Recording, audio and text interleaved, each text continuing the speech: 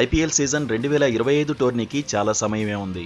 కానీ ఇప్పటి నుంచే ఈ మెగా టోర్నీకి సంబంధించిన ఏదొక వార్త వినిపిస్తూనే ఉంది. ఒకవైపు ఏ ప్లేయర్ ఏ జట్టులో ఉంటారనే చర్చలు జరుగుతుంటే టీమిండియా వెటరన్ స్పిన్నర్ అశ్విన్ తన ఆల్ టైమ్ 11ను ప్రకటించాడు. 17 ఏళ్ల పాటు సాగిన ఐపీఎల్లో అత్యుత్తమ ప్రదర్శన కనబరిచిన ఆటగాళ్లను ఎంపిక చేసి ప్లేయింగ్ 11 ప్రకటించాడు. తన ఫేవరెట్ టీం కెప్టెన్గా ఎంఎస్ ధోనీని ఎంపిక చేశాడు. ధోనీతో పాటు చెన్నై సూపర్ కింగ్స్ నుంచి మరో ప్లేయర్ను ఎంపిక చేసుకున్నాడు. ముంబై ఇండియన్స్ నుంచి ఏకంగా 4గురిని బెస్ట్ టీంలోకి తీసుకున్నాడు. ఇక సన్ రైజర్స్ హైదరాబాద్ నుంచి ఒక్కరే ఎంపికవగా ఆర్సీబీ నుంచి 2 చోటు దక్కించుకున్నారు. అయితే అశ్విన్ తన జట్టులో స్టార్ ఆటగాళ్లను విస్మరించడం చర్చనీయాంశమైంది. ఓ ఇంటర్వ్యూలో పాల్గొన్న అశ్విన్ ఐపీఎల్ బెస్ట్ టీంను ఎంపిక చేశాడు. ఆల్ టైమ్ 11ను ప్రకటించాడు.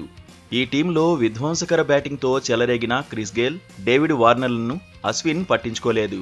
టోర్నీ చరిత్రలోనే సెకండ్ హైయెస్ట్ రన్ స్కోరర్గా ఉన్న శిఖర్ ధవన్ను విస్మరించాడు. ఇక ముంబై ఇండియన్స్ మాజీ కెప్టెన్ రోహిత్ శర్మను ఓపెనర్గా ఎంపిక చేశాడు. అతనికి జతగా మరో ఓపెనర్గా టోర్నీలోనే అత్యధిక పరుగులు చేసిన విరాట్ కోహ్లీని తీసుకున్నాడు. ఇక 3వ స్థానంలో తన మాజీ సహచరుడు సురేష్ రైనాకు అవకాశం కల్పించాడు అశ్విన్. చెన్నై సూపర్ కింగ్స్ 4 టైటిళ్లు గెలవడంలో సురేష్ రైనా కీలక పాత్ర పోషించిన విషయం తెలిసిందే. సూర్యకుమార్ యాదవ్ను అశ్విన్ 4వ స్థానంలో ఎంపిక చేశాడు. సూర్య 2019, 2020లో ముంబై ఇండియన్స్ టైటిల్స్ గెలవడంలో ప్రధాన పాత్ర పోషించాడు.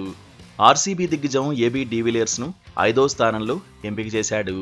చెన్నై సూపర్ కింగ్స్ మాజీ కెప్టెన్ మహేంద్ర సింగ్ ధోనీని ఐపీఎల్ ఆల్ టైమ్ 11కు కెప్టెన్గా, వికెట్ కీపర్గా అశ్విన్ ఎంపిక చేశాడు. స్టార్ ఆల్రౌండర్స్గా పేరున్న Hardik Pandya, Shane Watson, Kieron Pollard, Russell, Dwayne బ్రావోల్ను అశ్విన్ పక్కన పెట్టాడు. వారికి బదులు స్పిన్ ఆల్రౌండర్లు సునీల్ నరైన్, రషీద్ ఖాన్లను చూస్ చేసుకున్నాడు.